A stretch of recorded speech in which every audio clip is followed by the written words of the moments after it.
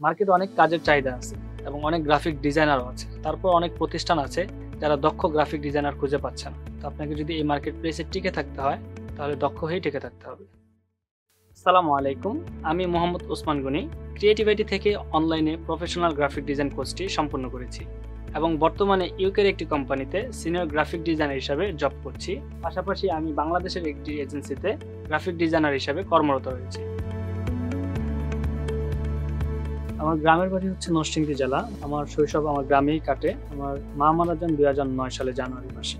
এরপরে আমার বাবা ঢাকায় নিয়ে এসে একটা মাদ্রাসায় ভর্তি করে দেন। মাদ্রাসা থেকে হাফডে শেষ করি 2015 সালে।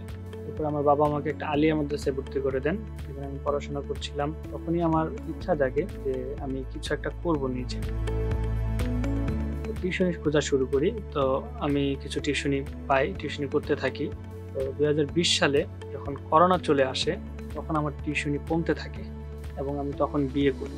দেখা গেছে যে ইনকামটা হতো তো এটা দিয়ে সংসার চালানোর মতো অবস্থা ছিল না। তখন আমার হতাশা কাজ করা শুরু করে। তো এর মধ্যে আমি কুরিয়ার সার্ভিস কোম্পানিতে ডেলিভারি ম্যান হিসাবে জব নিই। ওইখানে জব করতাম। এরপরে ওইটা দিয়ে হতো না, যেহেতু আস্তে আস্তে আমার ফ্যামিলিতে কন্ট্রিবিউট করতে হচ্ছে সবকিছু মিলিয়ে। আমি ফুড পান্ডাতে জব নিই। সারাদিন আমি কুরিয়ার সার্ভিসে কাজ করতাম, সন্ধ্যার পরে আমি ফুড পান্ডাতে আমি সময় দিতাম।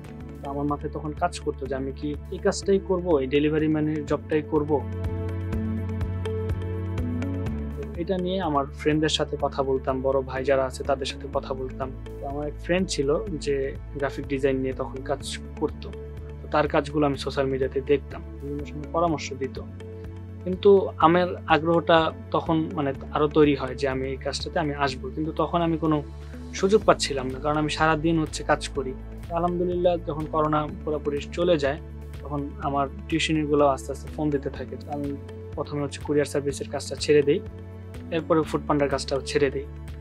তখন আমার একটা মসজিদে খাদিমের একটা চাকরি অফার আসে। যখন আমি মসজিদে খেদমত করি, পাশাপাশি টিউশনি করি, তখন আমার হিউজ একটা সময় বের হলো যে এই সময়টাতে আমি এখন কিছু একটা করতে পারবো। তো আমার ওই ফ্রেন্ডের বাসাটাও মসজিদের পাশেই ছিল। তার সাথে আমার এই বিষয়টা নিয়ে অনেক কথা হতো যে আমি কাজটা করতে চাই, কিভাবে কি করব। সে আগ্রহ দেখাতো, কিন্তু যেহেতু আমার কোনো ডিভাইস ছিল না, আমি যে কাজ করবো কি সেই ধরনের কোনো কম্পিউটার বা ল্যাপটপ আমার বাসায় ছিল না। তো সে বলতো যে তুমি আগে একটা ল্যাপটপ বা কম্পিউটার কিনো, দেন পরে আমি তোমাকে হেল্প করবো যা করার। তো তখন আমার বাবাকে আমি বললাম যে আমার একটা ল্যাপটপ লাগবে। তো আমার বাবা দেখা গেছে যে পুরাটা দিতে পারেন নাই তখন।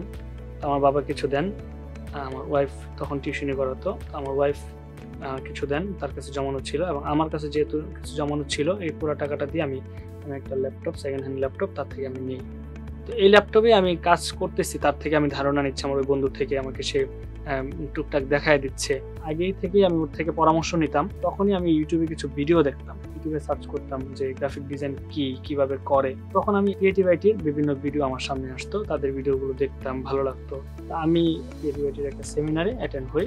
এরপরে আমি একদিন আসি, যেহেতু আমার পক্ষে এসে ক্লাস করাটা পসিবল ছিল না, সিদ্ধান্ত নিলাম যে আমি অনলাইনেই কোর্সটা করব। পরবর্তীতে আমি অনলাইনে প্রফেশনাল গ্রাফিক ডিজাইন ব্যাচে ভর্তি হই। যখন কোর্স স্টার্ট হলো, আমাদের মেন্টর আমাদেরকে ফুললি সাপোর্ট দিতেন।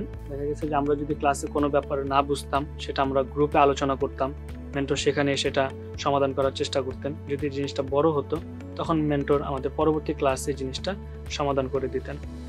এভাবে আমাদেরকে মেন্টররা সবসময় সাপোর্ট দিয়েছেন এবং দেখা গেছে যে আমরা ক্লাস করতেছি কিনা, কোনো ক্লাস মিস হলে আমাদেরকে ফোন দিয়ে সেটা বলে দিতেন যে এই ক্লাসটা মিস হয়েছে, কেন করি না, এই ব্যাপারে খোঁজ খবর রাখতেন। বর্তমানে আমি ইউকের একটি মাল্টিন্যাশনাল কোম্পানিতে as a senior graphic designer হিসাবে রিমোট জব করছি। এর পাশাপাশি আমি লোকালি অনেক ক্লায়েন্টদের কাজ করে থাকি। কোর্স চলাকালীন সময় আমার আর্নিং শুরু হয়। আমি যখন কোর্সে হোমওয়ার্কগুলো করতাম, এই কাজগুলো আমি সোশ্যাল মিডিয়াতে শেয়ার করতাম। সেখান থেকে দেখে আমার এক পরিচিত বড় ভাই আমাকে জবের অফার করেন। তার সাথে আমার কাজ শুরু হয়। এরপর থেকে আলহামদুলিল্লাহ আমার কোনো মাসে বসে থাকতে হয়নি। ইউকের যে কোম্পানিটিতে বর্তমানে কাজ করছি রিমোট জব, সেখান থেকে আমার প্রতি মাসে $200 থেকে $250 মতো আর্নিং হয়। তাছাড়াও বাংলাদেশের যে লোকাল ক্লায়েন্টদের আমি কাজ করে থাকি, সেখান থেকেও আমার প্রতি মাসে ভালো একটা আর্নিং হয়। ফ্যামিলি আমাকে সব দিক দিয়ে সাপোর্ট দিয়েছে। যেহেতু ছোটবেলায় আমি আমার মাকে হারিয়েছি, আমার বাবা আমাকে চেষ্টা করেছে সব দিক দিয়ে সাপোর্ট করার। আমার মায়ের আদরটা আমার বাবা থেকে পেয়েছি, আমার বাবার আদরটাও আমি বাবা থেকে পেয়েছি। এখানে আমার বাবার ভূমিকাটা অকল্পনীয় এবং অতুলনীয়। এরপরে যদি আমাকে সবচেয়ে বেশি কেউ সাপোর্ট করে থাকে তাহলে সেটা আমার ওয়াইফ। আমার ওয়াইফ আমাকে কোর্স চলাকালীনও সাপোর্ট করেছে, এখন আমাকে সে সাপোর্ট করতেছে।